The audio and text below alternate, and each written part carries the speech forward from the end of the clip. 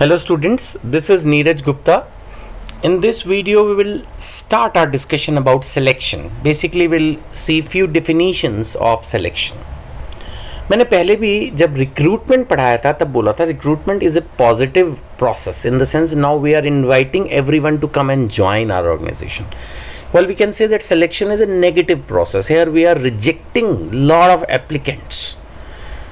Majority applicants तो जो CV biodata resume अपना देते हैं उसी में रिजेक्ट हो जाते हैं, उनको वो ठीक से बनाना ही नहीं आता, या फिर वो उस जॉब के लिए कंपनी की नज़रों में क्वालिफाइड या कम्पिटेंट नहीं होते, उनको कभी इंटरव्यू कॉल ही नहीं आती.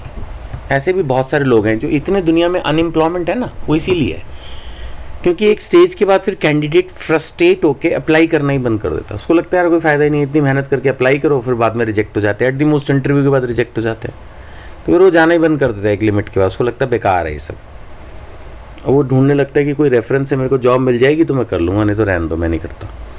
All this things happen, it's quite normal. इस तरह की चीज़ें होना नॉर्मल है. सो सिलेक्शन कहीं ना कहीं एक नेगेटिव प्रोसेस है. हम इसमें जो भी हमने टोटल कैंडिडेट्स रिक्रूटमेंट प्रोसेस में इकट्ठे किए थे उसमें से जो मोस्ट सूटेबल कैंडिडेट है उसको ढूंढते हैं कि कौन है जो हमारी कंपनी के लिए फिट रहेगा, qualification wise, experience wise, sometimes age wise, sometime gender wise. नहीं, कुछ पोस्टें ऐसी होती हैं जिसमें हम सोचते हैं हम जैसे हमारा धक्के खाने सड़कों पे, इधर उधर से पैसे इकट्ठे करने, all that you will definitely look for a male candidate. नहीं, वहीं अगर आपको एक स्कूल टीचर अपॉइंट करनी है, ऐसा नहीं कि मेल्स नहीं कर सकते पढ़ाना, लेकिन थोड़ा फीमेल टीचर ज़्यादा बच्चों के साथ कनेक्ट हो जाती है, स्पेशली अगर हम प्राइमरी सेक्शंस की बात करें तो she has a motherly behaviour, तो कैंडिडेट्स मतलब आई मीन स्कूल स्टूडेंट्स उनके साथ ज़्यादा कनेक्ट होते हैं. व्हाट आई मीन टू से कि हम समटाइम्स जेंडर के बेसिस पर सिलेक्शन करते हैं, समटाइम एक्सपीरियंस के बेसिस पर, एक्सपेक्टेड सैलरी, एम्प्लॉई रहता कहाँ है, बहुत सारे प्रोसेस होते हैं, that will discuss later. So selection is the process. अब मैं बुक से पढ़ रहा हूँ आपके, यानी जो आपके स्क्रीन पर नज़र आ रहा है. Selection is the process of identifying and choosing the best person out of A number of prospective candidate. Prospective candidates कौन है? जिनको रिक्रूटमेंट प्रोसेस ने ढूंढा, अपना दिमाग लगाया ना रिक्रूटमेंट टीम ने, तो रिक्रूटमेंट टीम ने जिन लोगों को ढूंढ लिया, अब उन लोगों के साथ मिलकर, मतलब उन लोगों में से हम अपना एक बेस्ट पर्सन ढूंढ रहे हैं, या best persons if there are more vacancies. Definition में डेली ऑर्डर की डेफिनेशन हम पढ़ रहे हैं. Selection is the process of choosing from among the candidates from within the organisation. ये बोला भाई दोनों ही बातें, कैंडिडेट मुझे चूज़ करना है, या तो मैं कंपनी के अंदर से देख लूँगा जिसको हमने इंटरनल सोर्स माना. अगर हम कंपनी के अंदर से देख रहे हैं तो कैंडिडेट को तो वो इंटरनल सोर्स है, और बाहर से ले रहे हैं तो एक्सटर्नल सोर्स है. But what we are trying, the most suitable person for the current position और द फ्यूचर पोजीशन. एक्चुअली कई बार हम 2 महीने बाद एक प्रोजेक्ट शुरू करने वाले हैं तो उसके लिए भी हम पहले से ही सिलेक्शन प्रोसेस स्टार्ट कर सकते हैं. सो करंट पोजीशन और future position.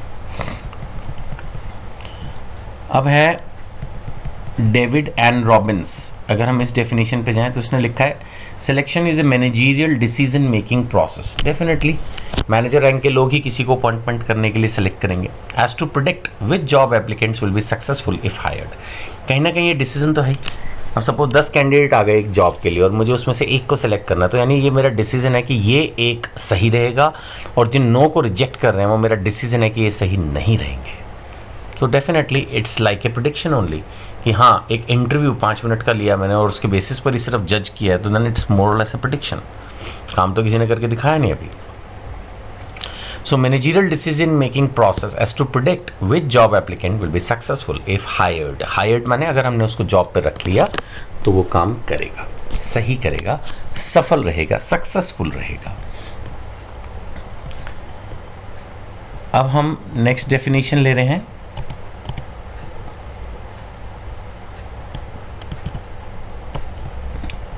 In the words of Stone, selection is the process of differentiating between applicants. जो अलग अलग लोग हैं एक तरह से हम उनको अलग अलग कैटेगरी में डाल रहे हैं.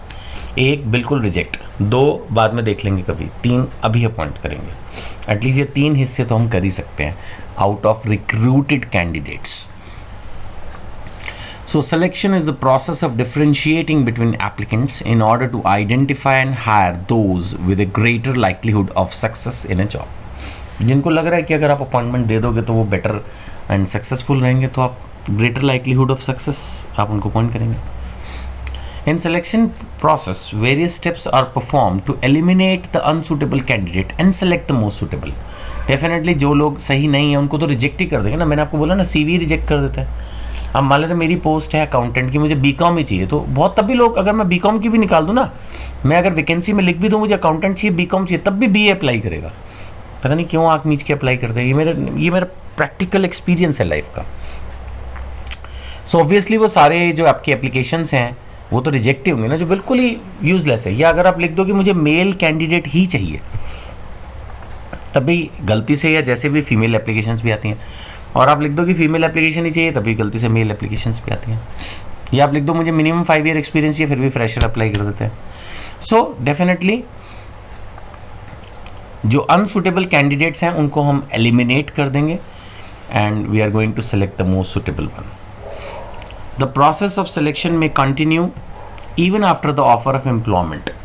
ये कहना चाह रहा है पैराग्राफ में, पहले ही आपको बता दूं फिर इस पैराग्राफ को पढ़ूंगा, कि कई बार कंपनियों में थोड़ा सा एक ये कह सकते हो कि ट्रायल पीरियड टाइप कुछ होता है. मतलब कि ठीक है, आप बेस्ट कैंडिडेट हो, हमने आपको अपॉइंट भी कर दिया, सब कुछ हो गया, लेकिन अगर आपने पहले 1 महीने में या पहले 2 महीने में, पहले 3 महीने में, जो भी कंपनी पीरियड फिक्स करे, कोई पर्टिकुलर आउटपुट नहीं दी, ये आपकी performance up to the mark नहीं है, तो ये नहीं कि सिलेक्शन होगी तो बस अब तो ज़िंदगी भर आप उस कंपनी में रहोगे. तो कंपनी बोल सकती है कि it's a probation period. Probation period होता है मतलब कि भाई ट्रायल पीरियड करके देखेंगे आपके साथ काम. अगर आपको नहीं सही लगा तो हम आपको मना भी कर सकते हैं. और कई बार कैंडिडेट भी छोड़ देता है.